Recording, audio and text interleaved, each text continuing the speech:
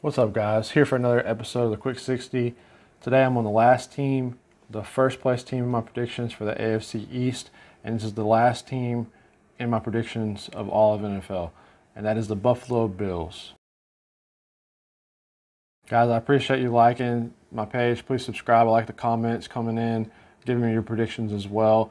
If you just joined late and just found my page, you can go back and look at my prior videos and find your team, see what my predictions were for your team. Four-quarter dogfight, man.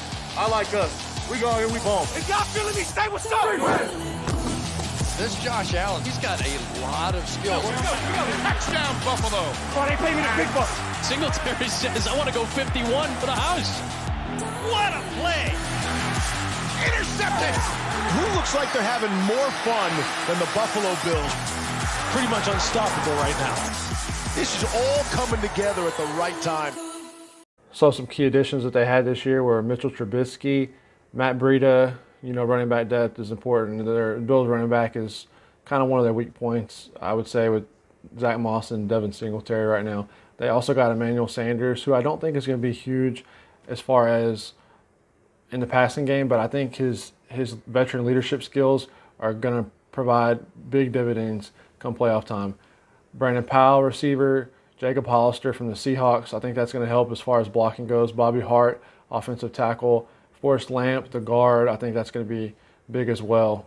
So the draft picks that the Bills got this offseason, obviously the defensive end, Gregory Rousseau, there's some question marks on him, but, he's a beast, and he should help the pass rush for the Buffalo Bills. The Buffalo Bills defense is going to be top 6 defense in the NFL this season, so that's only going to help. They also drafted defensive end Carlos Basham. He can play defensive tackle. He can play at 3 technique as well if he needs to. And then they drafted offensive tackle Spencer Brown. So some key losses for the Buffalo Bills were John Brown, but I don't think that's a huge loss because I think Gabriel should step into that role pretty easily, as well as Emmanuel Sanders. Tyler Kroft at tight end they lost, but they got Hollister, like I said.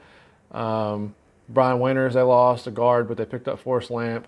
So really, they lost Trent Murphy, a defensive end, but then they drafted Gregory Rousseau. So they filled their holes that they lost. So they shouldn't, they lost Josh Norman as well, but their corner spots should be pretty good. That second corner for the Bills might get picked on a little bit, but opposite Tre'Davious White, but I don't expect that to be a huge deal for them. So like I mentioned, they went 13-3 last year and lost to the Chiefs in the AFC Championship game.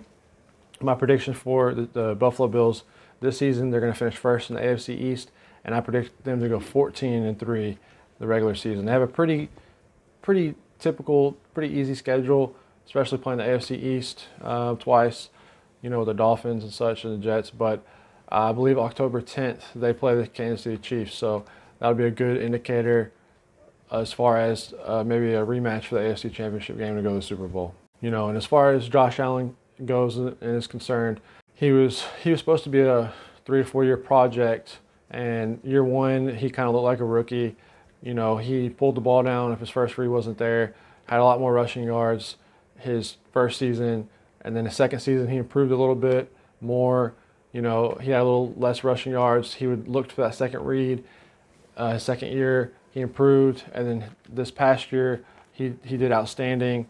He had 4,544 passing yards, 37 touchdowns, and 10 interceptions. And each year, up to his third year, he dropped in rushing yards, which goes to show you that he's looking down the field, he's looking for other options, he's looking for other reads. He's progressing as an NFL quarterback, and I only expect him to progress even more. He's already one of the top 6 to 7 NFL quarterbacks in the league, and, that's being generous, but he could easily be a top 5 quarterback in the league this season. One area that concerns me for the Buffalo Bills, however, I think is their weak point is the running back position, with Zach Moss and then Devin Singletary. This past season, Josh Allen, he had 421 rushing yards, so he will run the ball, and he had 8 rushing touchdowns, which is more combined than Zach Moss and Devin Singletary.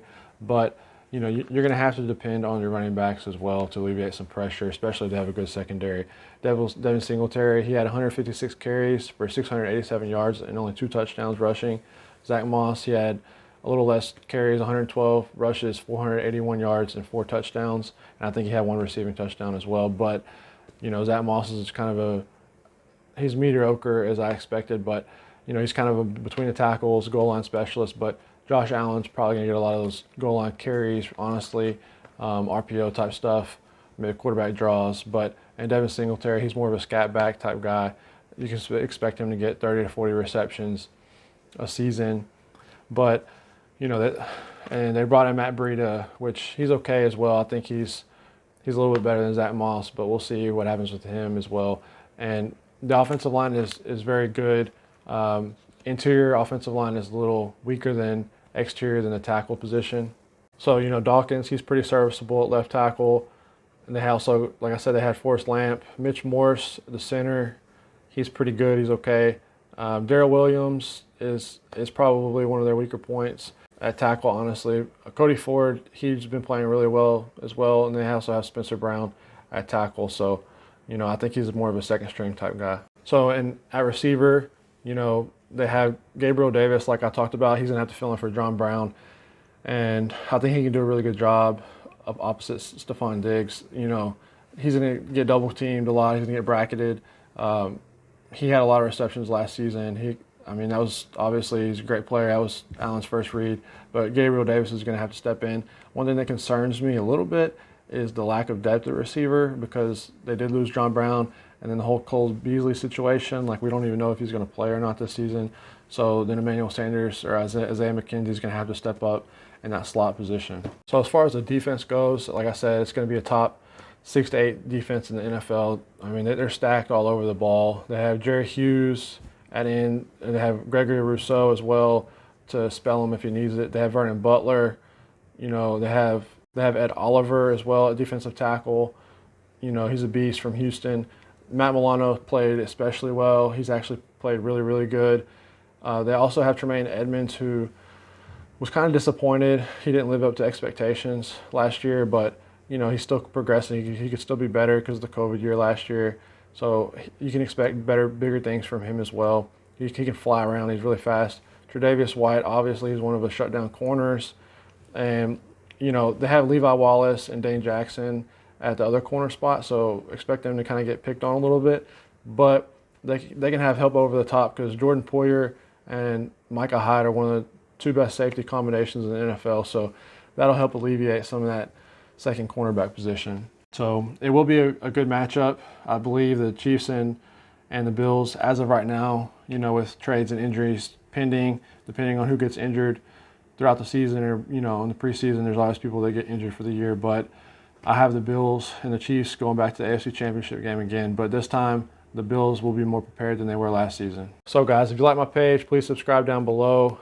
I'll be giving some updates as far as fantasy goes, PPR and Dynasty, some sleepers, as well as some busts or overrated players that I believe are overrated in the next few days. So please subscribe to my page. I appreciate all the comments, all the love. I'll see you next time. Peace.